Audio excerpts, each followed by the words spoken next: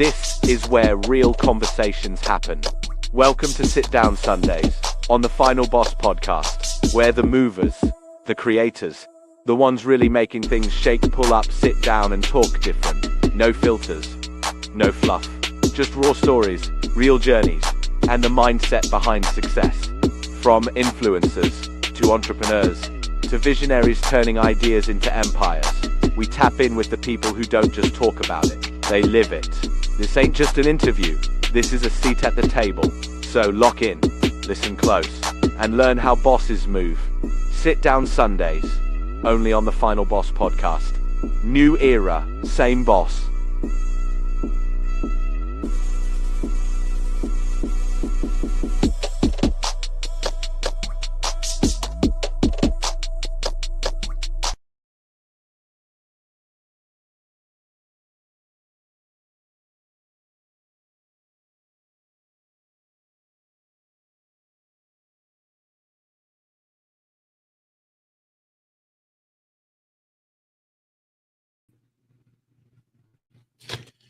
Welcome.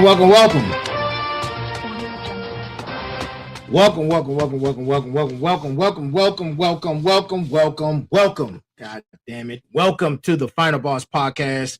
This is Sitting Down Sundays with the one, the only, moi, the Final Boss. Listen, I got a great show for you tonight, man. I have a great show for you tonight, and we are about to get right into it. But before we do that, I got a few admin notes.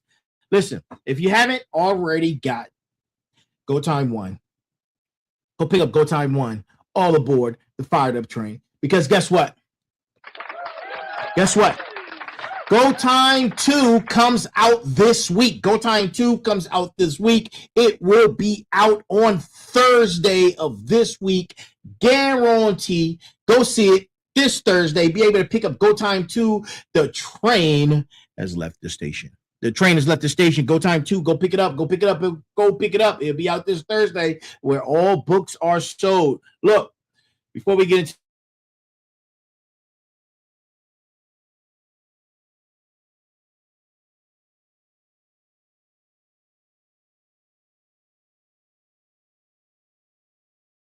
into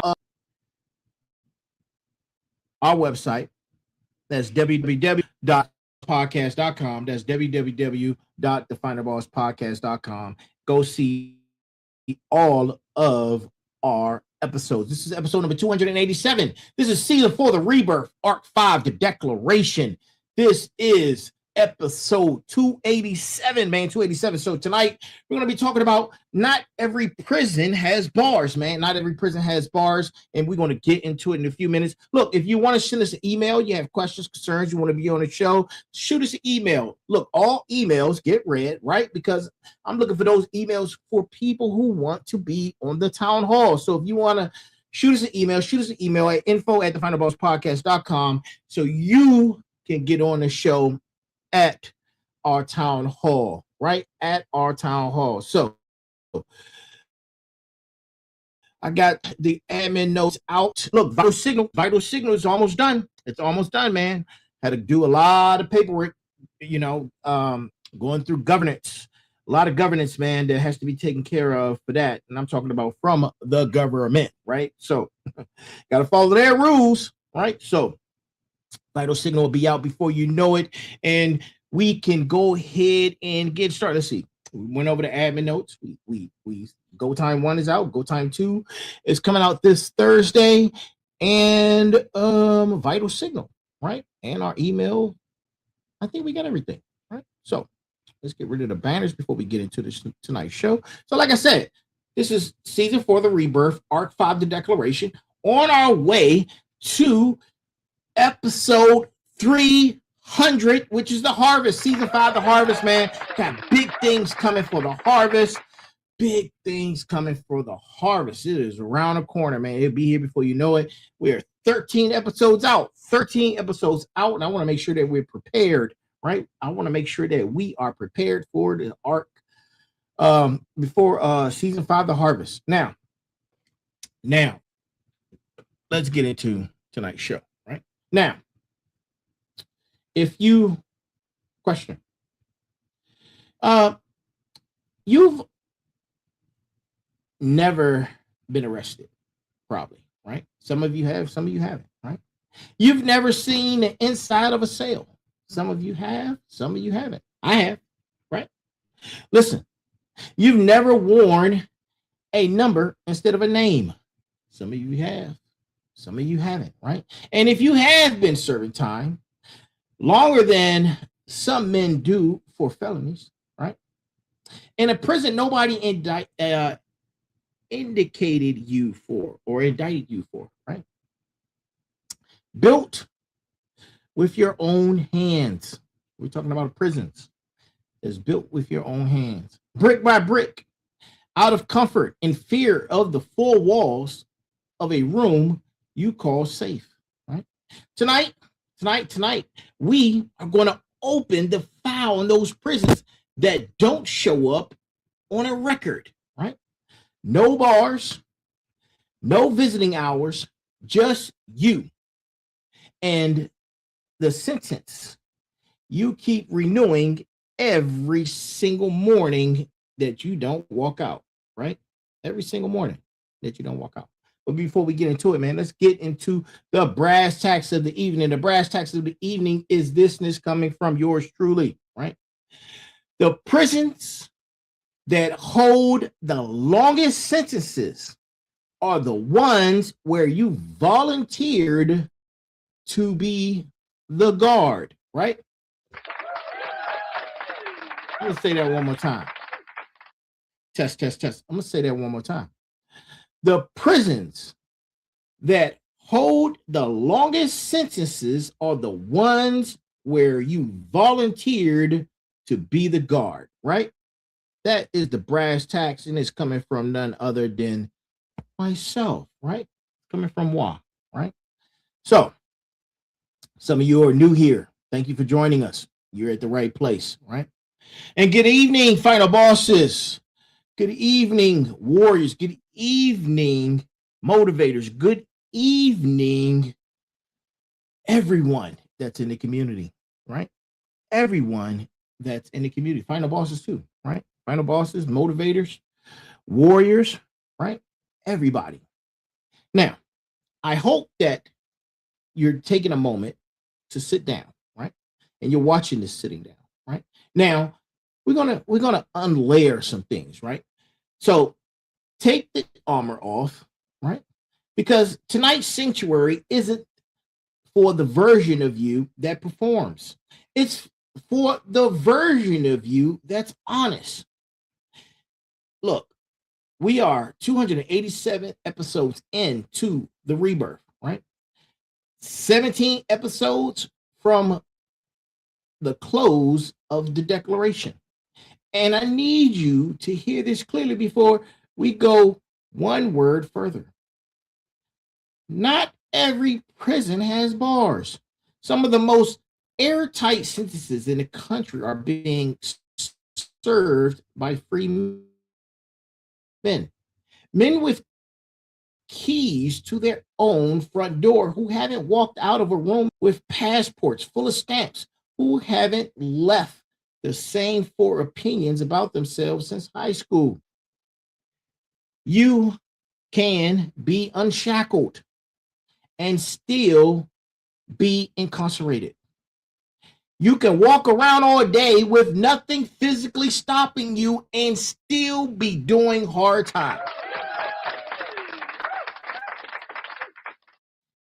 And here's the declaration for tonight, right? And it's the one I need the smarts to sit with analytically, right? The final bosses to sit with honesty, the motivators to sit with emotionally, and the warriors to sit with tactically, right? Because every one of you is going to leave here tonight with a different assignment built off the same truth. The prison is real. The bars are optional. What holds you is architecture, beliefs, comfort, environment, right? And self-inflicted wounds you keep reopening because at least the pain is familiar. A cell doesn't need concrete to hold you. It needs your consent. And most people give it every single morning without ever reading what they signed. And I want to open a loop right now, right? I want to open a loop right now that we're not going to close until later on of the show. Because somewhere in the next hour, I'm going to tell you about the exact day I realized I was standing in the sale of my own construction, right? Not a metaphor, an actual morning, an actual mirror, an actual sentence. I had been serving without knowing I had a release date the whole time, right? So hold that, sit with it, right? We'll get into that later on, right? So tonight, we're going to be walking through 4 kinds of prisons that never make the evening news, right? We're going to be talking about the mental prison, the one built out of the stories you tell yourself before your feet even hit the floor.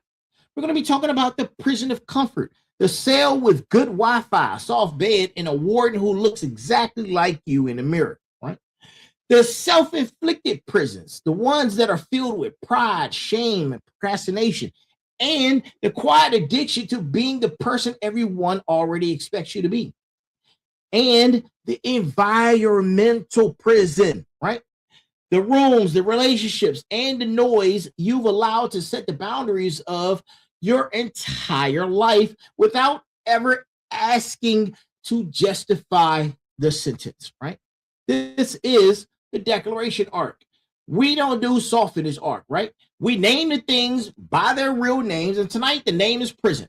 And I need you to stop flinching at that word every time I say it, because the moment you can say it out loud, you stop being its property, right? And I want to be clear about something before we go one step further, right?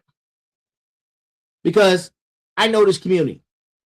And I know somebody's listening right now is already building a defense in their head for why their situation is different, why their sale is actually just reality and not architecture, right? Sit with the reflex of that for a second. Notice how fast it showed up, right? That reflex is not evidence the sale is real. That reflex is the warden clocking in for the night, the shift of the moment, and the shift, the moment the topic got named, your stomach started churning. Your stomach started churning, right? So let's get into it, man. Let's get to work. We got work to do, right? This is sitting down Sundays, right? So a prison isn't built in a day, number one. And neither is the one you're living in right now. Nobody wakes up one morning and constructs a mental cell in the afternoon. It's laid brick by brick, and every brick has a name. One brick is a comment somebody made about you when you were 9 years old and you decided that it was true. Another brick is a failure you never got the full story on. You just filled it under, this is who I am, right? And then you moved on. Another brick is a decision you made to play it safe exactly once. And it worked out well then, and it worked out well enough that you made it a lifelong policy, right? That's the architecture. Beliefs stacked on beliefs, reinforced by behavior, reinforced again by the results the behavior produces, until you've got 4 walls, a roof, and a story so consistent it feels like fact, right? It feels like fact. And here's what nobody tells you about the self-made sales. They're load-bearing, right? You didn't just build the walls, you built them to hold weight. Your whole entire identity leans on them, right? Your relationships adjust around them. Your calendar gets scheduled to avoid testing them, right? And the tragedy is you'll defend the walls of your own prison harder than you'll defend your own front door. Because on some level, right? You've convinced yourself The walls are keeping something out instead of keeping you in, right? Now, I want you to think about that. I want you to think about the last time somebody challenged one of your limiting beliefs, right? And genuinely challenged those beliefs, right? Not just disagreed with, but challenged in a comment section, right? And think about what happened in your chest. You had that burning feeling, your stomach was turning, right? That tightness, the feeling of righteousness, the feeling of I dare they, right? That defensiveness that showed up before your brain even finished processing what it said, that's not you protecting the truth. That's you protecting the architecture. Because if the walls come down, you have to look at what's actually out there. And unexamined captivity is easier to live with than unexamined freedom, right? Listen, we're going to church tonight, right? We're going to church tonight, right? Mental prisons run on repetition, not evident. You don't need proof to keep a belief in place. Listen, some of you, some of you believe in some crazy things, man. So, listen, some of you believe in some crazy shit, man. I'm just gonna put it out there, man. We're going for the juggler. Look, you don't need proof, because some of you don't have proof to keep a belief in place. You just believe because somebody told you to believe, right? You just need to repeat it enough times that questioning it feels exhausting than living inside of it, right? A lot of those isms, right? We're not going to talk about the isms, but a lot of them isms and ist come from false beliefs, right? Come from false beliefs. You don't even know why you're doing it, right? But you do it. Now, I'm not a numbers person, but really, I am, right? I always self-sabotage right before I win. That's what I'm saying, right? Talking about you. Yes, you. Talking about you, right? People, and then you say things like, people like me don't get opportunities like that. Then you say, none of those are facts, right? They're renovation projects. Beliefs you've maintained so consistently, you've started to look load-bearing, when the truth is you could remove any one of them tomorrow morning and the roof would not even cave in. It would just let in more light than you're used to, and that's the part that actually scares people. It's not the collapse, it's the light, it's the truth, right? And here's the angle for the smarts, right? Here's my smarts. Listen up. For a second, before we move further, right? For a second, cognitive architecture works exactly like physical architecture. It follows the path of the least resistance, and neural pathways you use must become the one your brain defaults to automatically. The prison gets more efficient the longer you live in it, not less, right? And that's not weakness. That's neurology doing exactly what it's designed to do, which means the way out isn't willpower. It's deliberate, repeated construction of different pathways. We'll build that toolkit later on, right? We're going to talk about it later on. But right now, I just need you to accept the blueprint you built, and which means you can read the plans, you can look at the blueprints, and anything you can read, you can revise. Listen, we're going to town, right? We're going to town. So let me get uncomfortable with you for a second. If you haven't been uncomfortable yet, let's get more uncomfortable, right? Because that's what this chair is all about. That's what it's for, right? You know, I spent 23 years in federal service. You're talking about good years, real years, right? Years I defend to anyone who wants to question them. But somewhere around year 15, I built a cell inside that career, and I didn't even know I moved in. Happily moved in, right? The cell was called This is Stable, and stable is safe, and safe is enough. And I told myself the story so many times, I stopped sounding like a story, and it started sounding like wisdom. I had a title, I had a mission, I had a role, right? I was braggadocious about it, right? And that mattered. I was a branch chief, right? And decisions from me being in that position carried real weight. And underneath all of it, quietly, I had a version of myself I was not letting out of the room. And that cost wasn't visible for years. That's the part people don't understand about self-made prisons. They don't cost you anything at first glance. I wasn't struggling or failing, but every external measure, I was doing exactly what I was supposed to be doing. But there was a book I was writing. There was a company I wasn't building. There was a version of myself that had something to say to the world, and it kept getting postponed because postponing felt responsible and starting felt reckless. And I spent 2 decades getting very good at being responsible, right? And here's the part that costs something to say out loud, right? I used the word stability as a warden for almost a decade. Every time an idea got loud enough to demand action, I would reach for stability like a badge and shut it all down. Not because the idea was bad, but because it was inconvenient to the cell I had already finished and I was comfortable in, right? We had good Wi-Fi in there, steady paycheck, predictable calendar. Nobody was going to storm the prison and force me out. I had built it too well for that, right?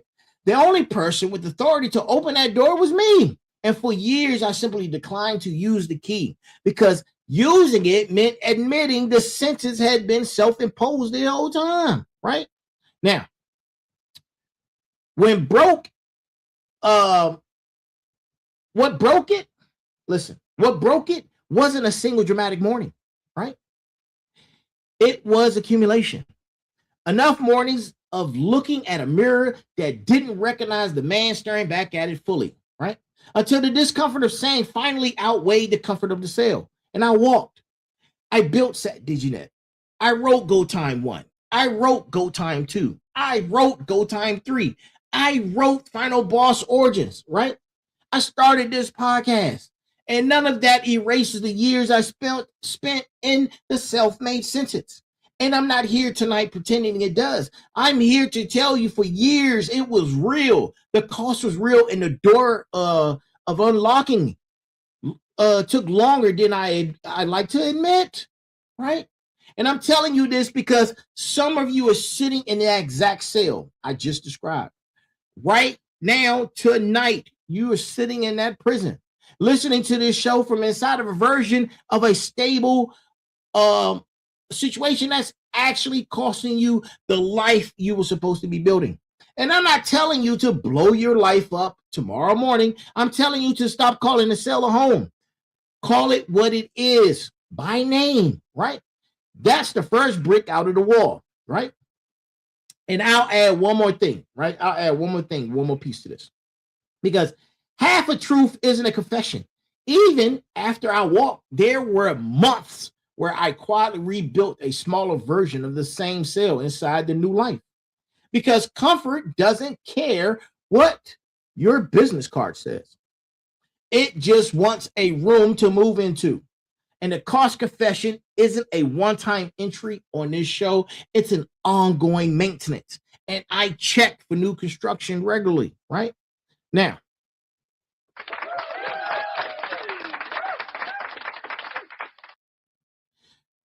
comfort, right? Let's talk about comfort. Because comfort, it doesn't announce itself as a threat, right? And that's the entire design flaw in how we think about it. We treat comfort like a reward, like something you earn and then you get to keep. When in reality, comfort is one of the most sophisticated wardens a human being would ever be assigned, because the warden doesn't wear a uniform. right? It wears your face. It talks in your voice. It uses your own logic against you.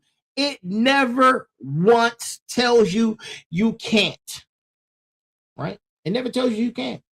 It just keeps whispering, not yet, not today. You've earned to take a break, right? Until not yet becomes the permanent address you live in, right? And here's what makes prisons of comfort more dangerous than almost any other sale on tonight's list, right? We talked about the four, right? Because it feels good. Every other prison we're talking about tonight, the mental, environmental, self-inflicted, has some level of visible discomfort attached to it. You can feel a limiting belief shaft, right? You can feel a toxic environment drain you, but comfort doesn't chafe. Comfort smooths. It rewards you in real time for staying exactly where you are, which means your own nervous system is working against you and your own growth, actively reinforcing the sentence every single day you don't push against it, right? Now think about it. Think about it, man. Think about the last goal you quietly let die. Not the one you failed at loudly, right? Not that one. The one you just stopped mentioning, right? And nobody took it from you. No crisis stole it. You simply got comfortable enough in the current version of your life that the discomfort required to chase the goal started to feel unreasonable. That's the warden doing his job. Comfort doesn't fight you head on. It negotiates. It offers you a version of contentment that's just not satisfying enough to make ambition look like unnecessary risk, right? And here's the part you should sting a little, right? Because comfort is the only warden in this episode who has your full cooperation. The mental prison you built partly out of with old wounds that you didn't choose. The environmental prison that has other people and circumstances who had a hand in constructing, right? But the prison of comfort, you maintain that voluntarily on a subscription basis, and you renew it every time you choose the couch over the work, the routine over the risk, the certainty over the climb. Nobody's holding a gun to your ambition.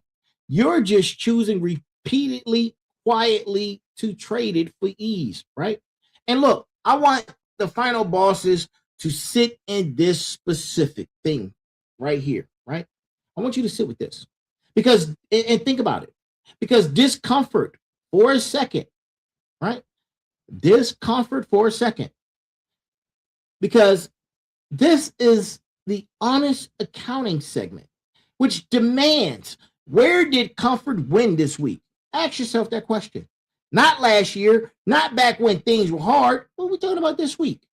Where did you have a chance to push and instead you soothed? Where did I'll start Monday show up for the fourth Monday in a row? I'm not asking you to answer out loud. I'm asking you to stop lying in the mirror about it, because the warden only keeps power as long as the inmate keeps pretending there's no door, right? And look, one more thing about this specific warden before we go on to the next part, which is part 2. It never resigns on its own. Comfort doesn't retire once you've gotten successful enough, disciplined enough, or old enough. It just renegotiates the terms of the sale to match your circumstances. Bigger house, same warden. Better title, same warden. The face changes with your life. The job stays exactly the same until you fire it, right? Now, let's talk about what the prison of comfort actually looks like, because I think a lot of people picture comfort as laziness. And that's too easy as a definition, right? It lets you off the hook. Comfort doesn't always look like doing anything. Sometimes comfort looks like staying busy inside a container that was never supposed to be permanent. You can be exhausted, overworked, and still be sitting in a prison of comfort because the exhaustion is familiar and familiar feels safer than the unknown territory of actually changing your life. The prisons of comfort has 4 furnishings, right? And I want you to recognize them because once you can name the furniture, you can recognize the room, right? So let's talk about it. Let's talk about it, right? Let's talk about it. First, routine, right? Routine. The schedule that used to serve you and now just contains you, right? That's the first one. Second, identity. The version of yourself other people expect that you keep performing even after you've outgrown it. Because changing the performance risks changing the relationships built around it, right? That was number 2. Number 3, the safety net, right? Let's talk about the safety net. That's the backup plan you built so well, it became the main plan. Quietly replacing the ambition is what it was supposed to protect, right? And then 4th, the applause. The comfort of being appreciated for staying exactly who you've always been. An easier crowd to please than the one waiting for you who you will become, right? And here's a story. Here's a story from inside the community, right? We're not going to give no names because the story matters more than a name, right? A final boss came to me about 18 months ago with a business plan that was genuinely sharp, had good market, had real skill set, and there was a gap he was uniquely positioned to fill, right? He's still working the same job today. Not because the plan died, because the job got comfortable in a very specific way, right? Usually it's money, right? So enough money to feel provided for, enough to feel respect for from your colleagues, right? That make you feel like you have value. Each routine to never have to face the terrifying blank page of building something from nothing. His prison has excellent Wi-Fi. He posts about when the timing is right. The timing has been right for 18 months. The warden's just very good at his job, right? And I say that with love, right? No judgment, because I've lived a version of that story myself. And most of you listening have your own chapter of it, right? The prison of comfort doesn't discriminate by income bracket or title. I've talked to men and women with nothing who broke out of poverty through sheer will. And these people with everything who are still doing time and seeing time in their own comfort, they built themselves, who have the who are unable to risk one thing, scarcity never that's never threatened the story of who they already are, right? And here's the release valve on that. I want my motivators to take this piece home with you tonight, right? Comfort isn't the enemy. Comfort as a permanent address is the enemy. Rest is not a prison. Rest with no intention to leave is. The question isn't how do I eliminate comfort from my life? The question is, am I visiting comfort or am I incarcerated in it, right? Because visitors leave. Inmates make excuses. Which one have you been this year, right? Now, say it with me. Say it with me, right? Say it with me the way we say it on this show, because a declaration you only think stays theoretical, and a declaration you speak starts becoming true, right? Say this. Say, I am a visitor to comfort, not a resident of it, right? I'm going to say it one more time. Repeat after me. I am a visitor to comfort, not a resident of it, right? Go write that down if you need to. Put it somewhere you will see it on Monday, right? Because when the couch and the routine and the safety net all start making their case for why today should be another visit, that quietly becomes another year, right? I'm telling you, right? And you know, this is where Sitting Down Sundays earns its name every single week. And by the way, it's about to get a name change, right? We're about to get a new name change for all four, well, not all four shows, but for 4 shows, right? The 4 shows outside of merger are getting a name change, right? Starting at the harvest, right? So the sitting down part, right? The part where we stop performing and get honest about the gaps. So let's do the accounting for the final bosses who came in here tonight, who were in here. And I see you guys, right? At the start of this arc, the declaration, you said something. Maybe it was out loud. Maybe it was just yourself in a quiet moment that felt like a turning point. You declared who you were becoming. Tonight, 17 episodes from the close of this arc, I need you to answer plainly who actually showed up this week. Not the declaration version, the executed version. The one whose actions, not intentions, tell the real story, right? And here's why that matters specifically inside tonight's episode. Because the prison of comfort thrives in the gap between the declaration and execution. Because declaration feels like progress. Saying I'm done playing small produces a genuine dopamine hit. Your brain rewards you for the intention almost as much as it would reward the action, right? Which is exactly why so many people can declare the same rebirth every single week and never actually leave the cell. The declaration becomes a ritual instead of a launch point. You say the words, you feel the shift, and then Monday arrives, and the warden's back on the shift.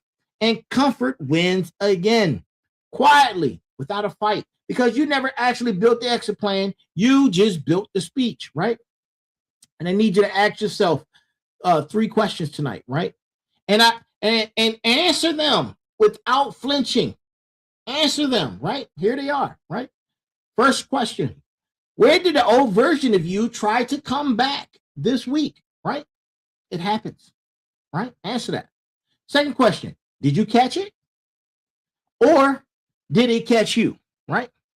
And when it caught you, because for most of us it did, at least one time, what happened next? Did you course correct inside the same day? Or did you let one slip become a full week and 1 week become the new baseline? The last one, that last question or the last part of that question is where the real damage happens. Not in a single slip, but in the quiet renegotiation of the standard that follows, right? Look, I want to be honest about my own accounting this week because, look, I don't ask this community to do anything I won't do for them or in front of them, right? There was a moment this week where comfort offered me an easy exit from a hard conversation I needed to have. A conversation about direction, about accountability, about a piece of this operation that wasn't performing at the standard I set it for, right? I felt the pull to let it slide. To tell myself next week, the same way I used to tell myself, not yet. And that happened for a decade. But I caught it. Barely, right? But I did catch it, right? And I had the conversation. And it was uncomfortable. And it was necessary. And I moved something forward that comfort would have quietly buried, right? And that's the standard. It's not perfection, right? But catching it. Having the ability to catch it. The gap between who you declared and who you executed isn't going to close because you feel bad about it. The guilt is comfort's cousin. It feels like accountability, but it changes nothing. The gap closes through the next single decision, made honestly, right after you admit the gap exists. So admit it, right? Admit it out loud, right? Say it in the chat. Drop it in the chat, man. Say it in your head. Wherever you are right now, just say it. Then we can get back to building, right? We can get back to building. Now, smarts, this segment is for you. And I want to bring the research chair into this hour because why does this happen?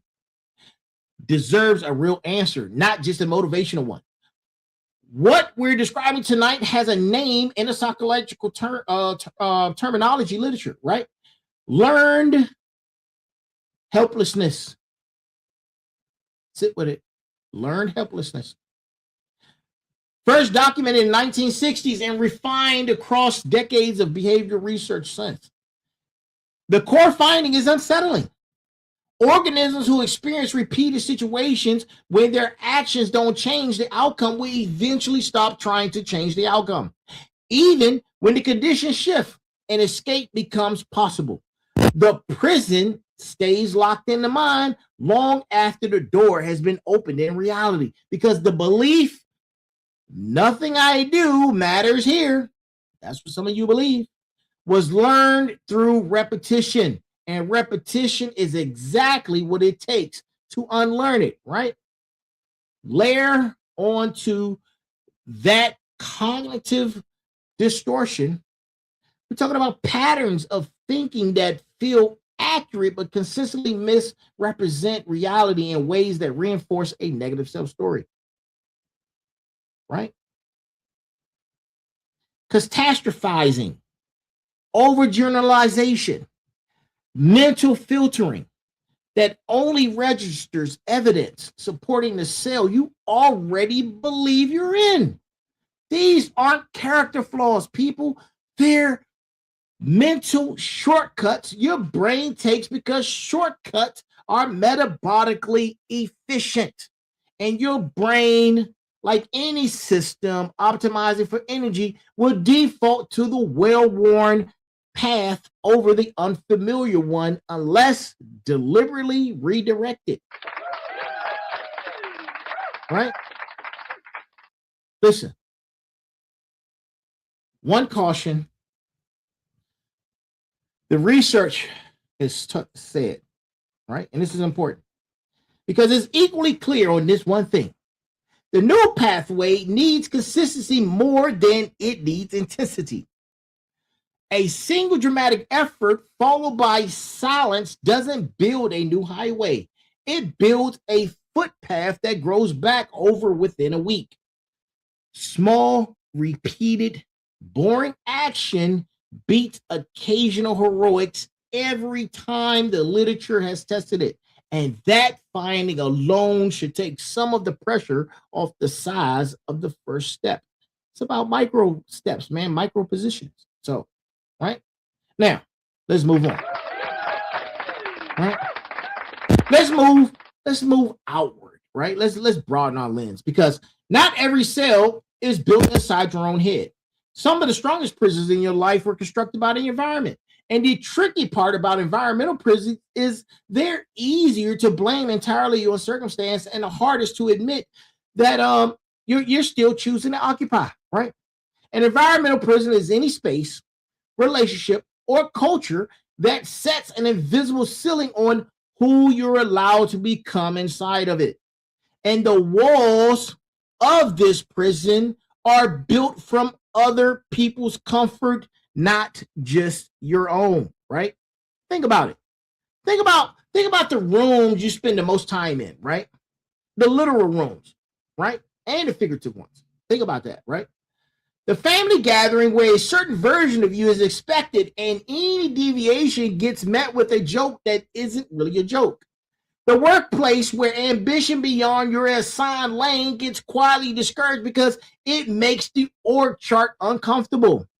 The friend group where growth gets treated as betrayal, where the moment you start changing, you start hearing you've changed, said like an accusation instead of an observation, right?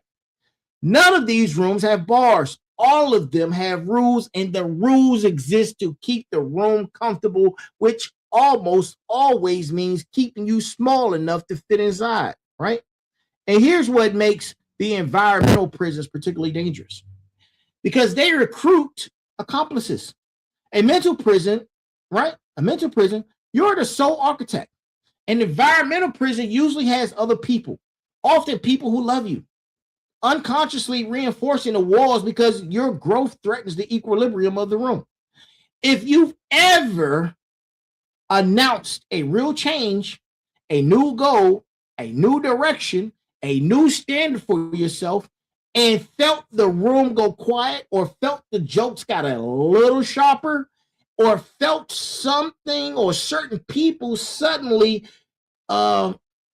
becoming less available, you've experienced environmental prison defending the perimeter. Not out of malice, usually, though, right?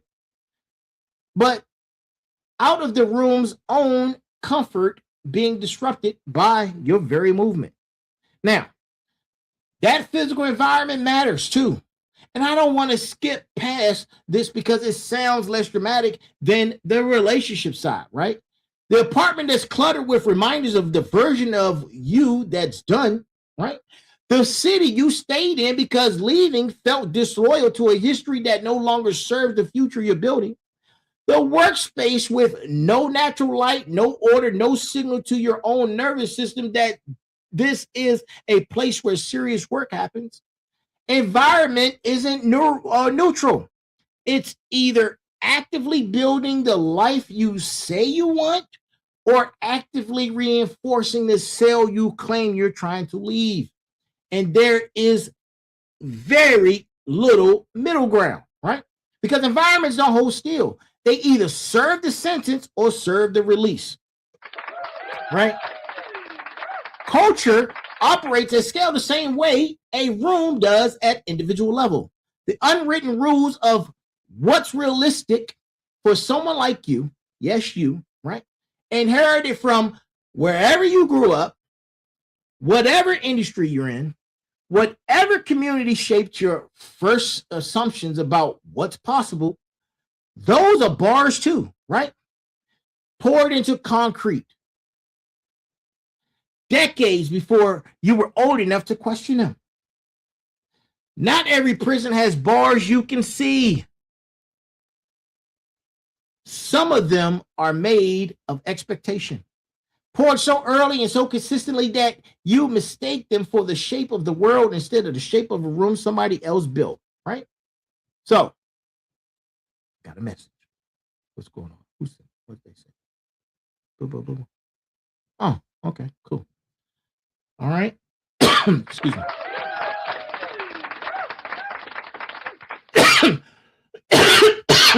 Choking. Right? Look, let's talk about this. Let's talk about environmental prisons, right? Let's continue the conversation. And this one, right? This one is about the tool, right? The tools that you had that built their own prison. Because the warriors in this community don't want a diagnosis without a plan of action. And I don't want to build episodes that leave you standing in a rubble of truth with nothing to do about it. Because we got to do an audit, right? We have to do an audit. We always do audits on the show. So here's the environmental audit, right? Ask these 4 questions, right? And I want you running them against every major room in your life this week. Think about it, right? Sit with it. Not just thinking about them tonight and letting the thought evaporate by Tuesday, right? So look, here's question number 1. Does the room celebrate my growth or does it quietly punish it? Pay attention to the actual reaction the next time you share a win or a new direction. Enthusiasm that matches your own energy is a room that's serving your release. A joke, a deflection, a fast subject change, a must be nice, as a lot of people say. Hey, you know how they say, hey, that must be nice, right? That's a room defending its own comfort at the cost of yours, right? And then there's question number 2. Question number 2. Say, am I the highest standard in this room? Or am I the lowest, right? Both are prisons just built quietly, just built different, right? If you're consistently the person everyone else looks up to with nobody pushing you further, you're in a comfort cell with a great view with no growth, right? You're just looking out the window, enjoying the scenery in your own prison, right? If you're consistently below the standard of the room in a way that erodes your confidence instead of elevating your effort, that's a different cell. But a cell all the same, right? Because rooms should always stretch you, not just contain you, right? Not just contain you, high or low, right? Not higher, either high or low. Look, and then there's question number 3. Ow, man, my back. Either ask yourself, would the person I'm trying to become recognize this room as one of those regular stops, right? And be honest here, man. You got to be honest about these audits. We're not talking about the person you are. We're talking about the person you declared yourself becoming back at the start of this arc, right? If that future version of you would have already outgrown the room, you're not living in your future. You're renting space in your past and calling it stability. Right? Now, question number 4, and this might be the hardest one, right? What has this room cost me that I've never actually added up? Not just time. We're talking about even though, look, time does matter. Time does matter, right? It's one of those variables that does matter. We're talking about what opportunities did you quietly decline because this room wouldn't have approved? What version of your voice did you soften because this room rewards agreement over honesty? Environmental prisons charge rent, and the currency is almost some piece of your authentic self, right? Paid in small installments, so gradual, you never notice the balance until you try to leave and realize how much you've already spent. Run all 4 questions against at least 3 rooms this week. 1 relational, 1 professional, 1 physical. Write the answers down, right? You'll notice a pattern first, and the pattern is usually the same room showing up across all 3 categories, which tells you exactly where the real audit needs to start, right? And here's the tactical piece. Warriors, and this is your battle plan for your audit. You don't have to burn every room. You don't have to burn every room down this week. Some rooms deserve a direct conversation before an exit, because people who love you often adjust once you name the pattern out loud. So name it, right? Because most environmental in prisons is unconscious, not malicious. But some rooms will not adjust, no matter how honest the conversation is, because the room's comfort depends on your containment. Those rooms get less of your time starting this week, not eventually. The audit is done first, comfort second, confront next, reduce exposure. So reduce exposure to what you change, right? And then that's the sequence. Then you run it, right? That's the sequence, and then you run it. Now,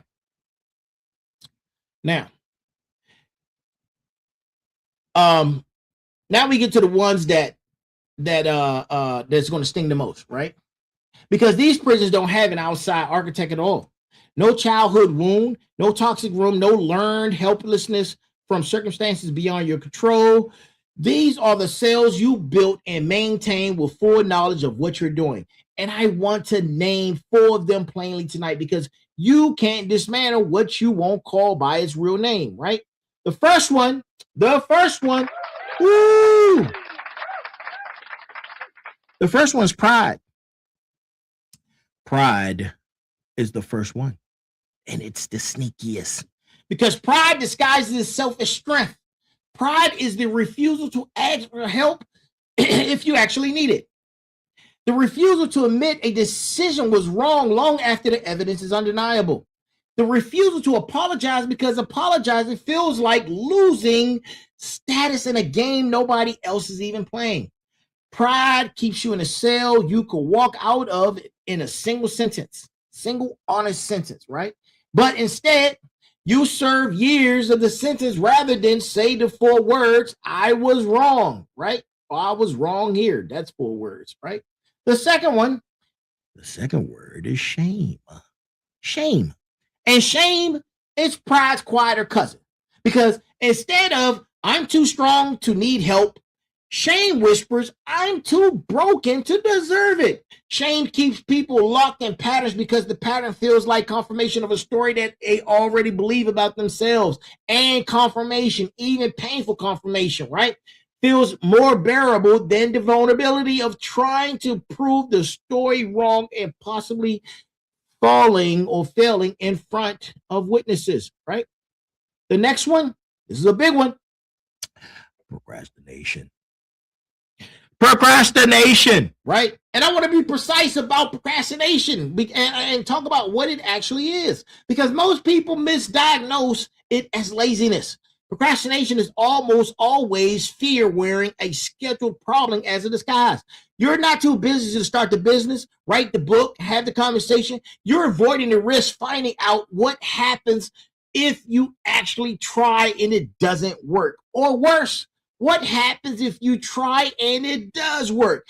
And now you're accountable to a bigger version of yourself with no more excuses left to hide behind, right?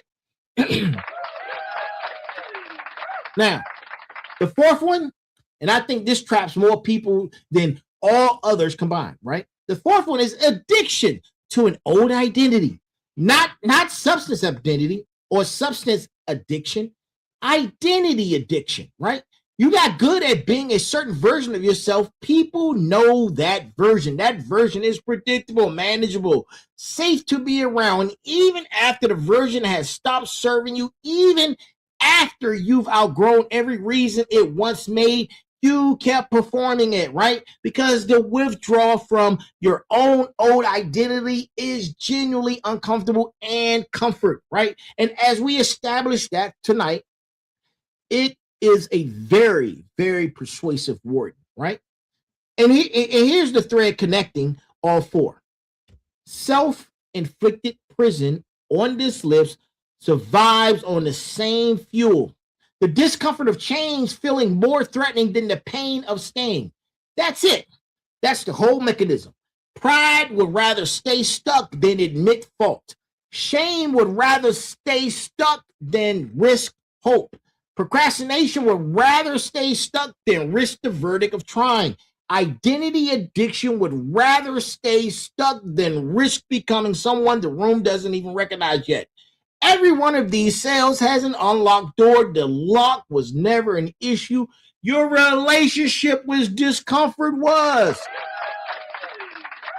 Now, take inventory tonight, because most people are running 2 or 3 of these 4 all at once, and not just one. They reinforce each other. Shame feeds procrastination. Procrastination feeds identity addiction. Identity addiction feeds pride that refuses to admit any of it's happening. Name which combination is running your particular sentence, and precision here is what makes the battle plan and the later on that we're going to be talking about actually matter, because the actual work, right? It actually works. And it's not about just sounding good. It actually works. Look, we're going to go over, right? We're going to go over. Give me 10 minutes of your time, right? Give me 10 minutes of your time, right? Because warriors, listen, I'm not giving you theory here. I'm giving you the operational sequence for breaking out of whatever cell that's holding you tonight that you recognize yourself as sitting in, right? War doesn't run on inspiration. It runs on plans. So here's the plan. 4 phases. And I want you executing phase 1 before you go to sleep tonight. Not starting on Monday, right? We don't do that. We do it now. We already covered what the phrase actually means earlier in the episode. So phase 1, name the cell precisely. Not, I'm in a rut. Not, things have been hard, right? Name it the way we name things tonight, right?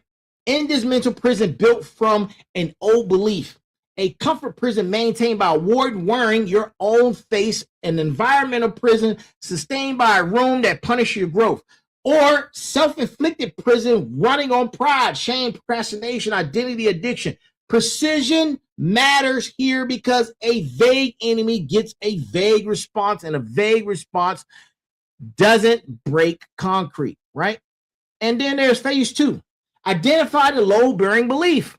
Every cell has one belief holding the structure together, right? Now go back in this episode, rewind when you get a chance. Go look at the architecture, right? I think I said that somewhere around in segment 2. What's the sentence you have to stop believing for this cell to structurally fail? Write that sentence down. Not think it, write it, right? Because a belief on paper can be examined in a way a belief floating in your head cannot. Once you see it in your own handwriting, you can start interrogating whether it's actually true or just well rehearsed, right? And then there's phase 3. Take one action, one, that the old belief would never have permitted. Not a symbolic action, an actual, verifiable, undeniable action that the imprisoned version of you would have not taken. If comfort is being the warden, do the hard conversations you've been avoiding. Not next week, this week. Everything's happening this week, right? If it's an environmental cell, have the direct conversation with the room or reduce your exposure to it, starting with the next available opportunity. If it's pride, say the 4 words. If it's shame, ask for help. If it's procrastination, start the thing badly rather than perfectly, right? Because badly and started beats perfectly and postponed every single time. And look, then there's phase 4, right? Phase 4, build the evidence file, right? This is the part where most people skip. And it's the part that actually prevents relapse into the same cell. Because every time you take an action, the old belief wouldn't have permitted or document, and you document it, not for social media. We're talking about for yourself. Because the next time the warden shows up whispering the old story, you need a file of evidence proving the story's already been disproven. Cells don't stay broken through willpower. They stay broken through accumulated proof that the new pathway holds weight, right? And this is war room work, right? This is the shadow work, not the wish list work, because nobody's coming to unlock the door for you. Listen, I've said this and I've said it many times tonight. The door was never locked from the outside, right? Get to work, right? Get to work. Warriors, don't wait for perfect conditions to execute a plan. And I'm not letting this community wait either. If you only do phase 1 this week, do phase 1 and phase 3. Name the 3 or the cell precisely, then take the single action that old belief would never have permitted. Everything else can catch up around that, right? Momentum forgives an imperfect sequence. Waiting for the perfect sequence forgives nothing. Waiting is just the old cell wearing a new outfit, right? So,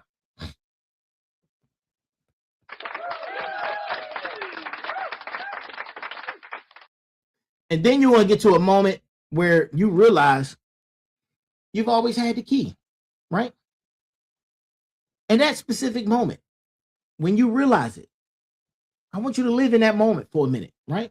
Because plenty of people in this community have lived it, whether you're staying in the middle of your own life and something shifts, not dramatically, not with fireworks, but just quietly and completely. And you realize the door was never locked.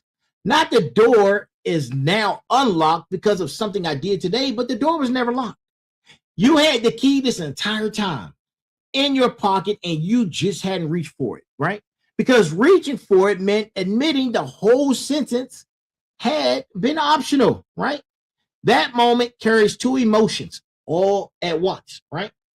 And I want to normalize both of them because people expect only one and get confused when the other shows up too, right?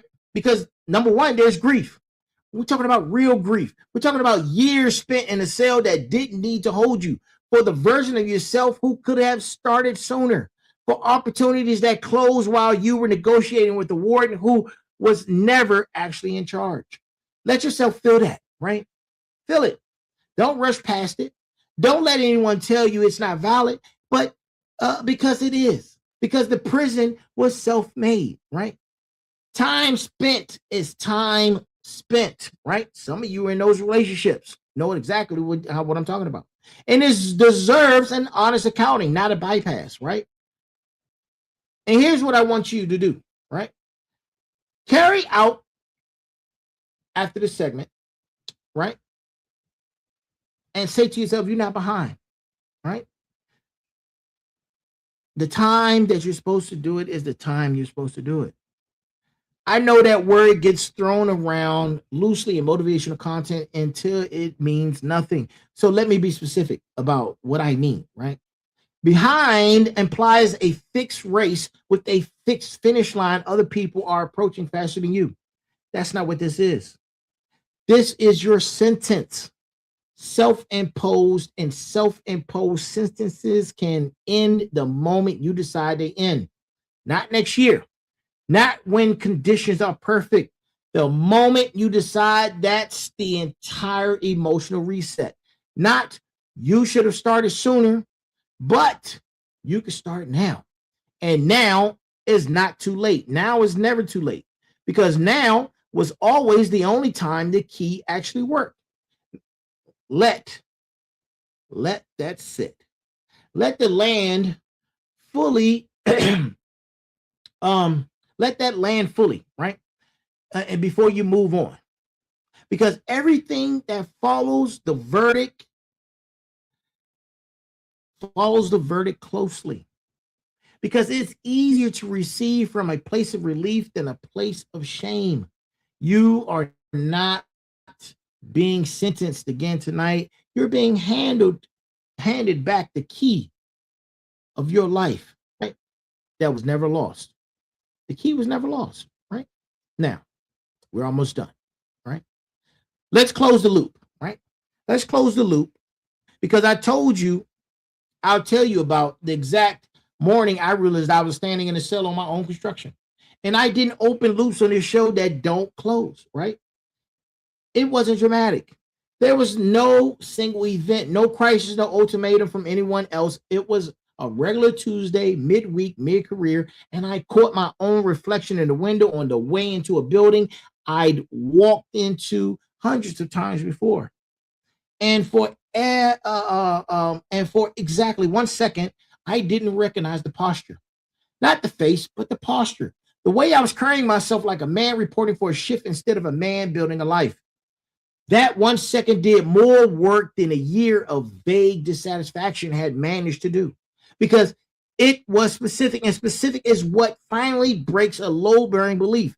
That was the morning the door started actually opening, even though it took time after that to walk all the way through it, right?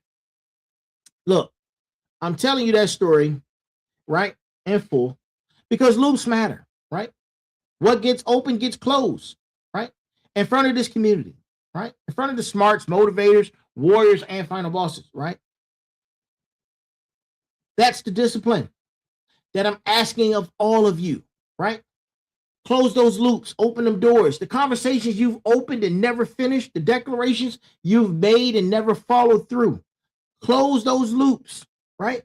Don't let them sit open indefinitely the way I let mine sit open for years, longer than they needed to, right? Listen, that's the whole ask of tonight. It's a small one on purpose. One word in the chat right now, right? One share, one name added, right? If you want the deeper map, email me, right? This community doesn't grow through pressure. It grows through people who got free deciding to hand somebody else the same key. Now, look, we're almost done. I said 10 minutes. We're almost done, right?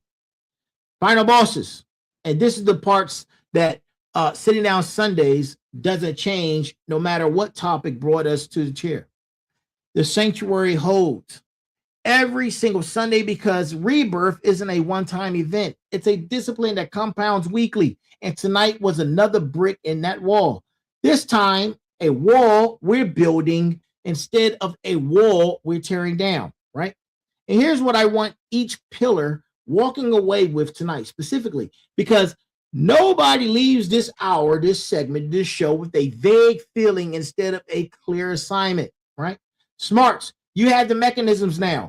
Learned helplessness, cognitive distortion, neuroplasticity. You understand why the cell holds and why it can't be why it can be dismantled using the same biological machinery that built it. Final bosses, you did the honest accounting. You know the gap between who you declared and who showed up this week, and you know the guilt doesn't close it.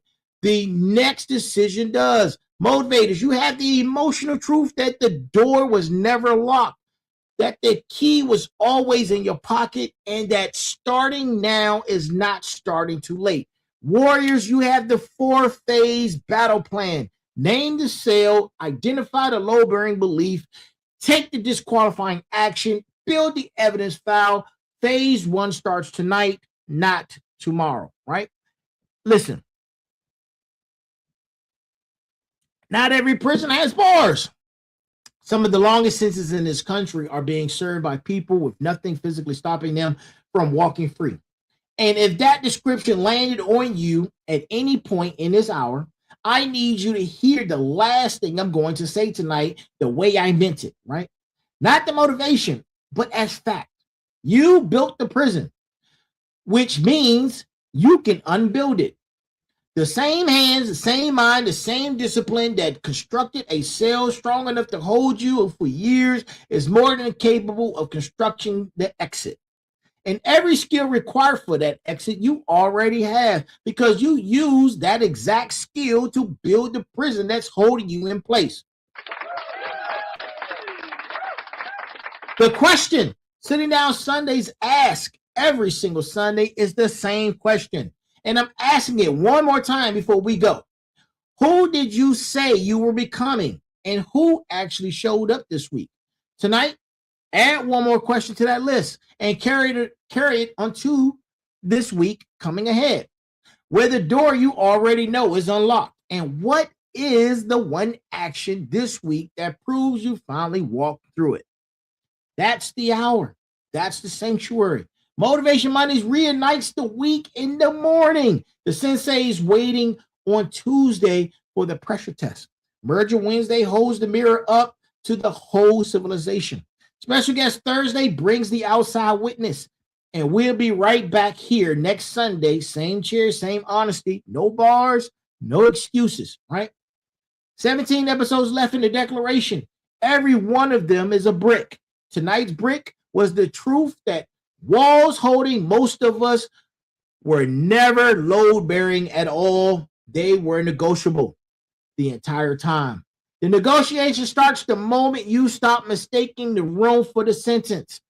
Carry that into this week. Carry it into tomorrow morning before comfort has a chance to renegotiate the terms while you're still half asleep. Ladies and gentlemen, that, my friends, is our show. This is the Final Boss Podcast. I am the Final Boss. This is Season 4, The Rebirth, Arc 5, The Declaration, Episode 287. Episode 287, right? The sanctuary still holds. And as always, there's a heavy pain that comes with discipline, but there's an even heavy pain that comes with regret. I am here. We are here. Be balanced, be equal, and be smart. That is our show, ladies and gentlemen. If I don't see you, good morning, good afternoon, good evening, and good night. That is our show. That is our show. Y'all have a great one. I see you again tomorrow for Motivation Monday. Oh, before I go, look, I've been playing coy my entire life. Coy. I played coy on my job. I played coy with friends. I played coy in school. I wanted to be cool. I hid my intelligence for years. I hid that I was genuinely a nerd for years. For years I hid it. I wanted to be cool. I wanted to be cool in school. I wanted to be the cool kid on the block. I wanted to be the cool supervisor at work. I hid it. Not hiding it anymore. The coy died a long time ago. This is a new realm. And for those who know me, welcome to the new. Talk to you soon. Table like it's on me. Put it on my tab, kid. However you get there, foot it, cab it, iron horse it. You leave it on your face, forfeit. Across the mic, hold it like the heat. He might toss it. Told her, tell him they stole it. He told her he lost it. She told him get off it and a bunch of other more shit. Getting money, DTs be getting no new leads. It's like he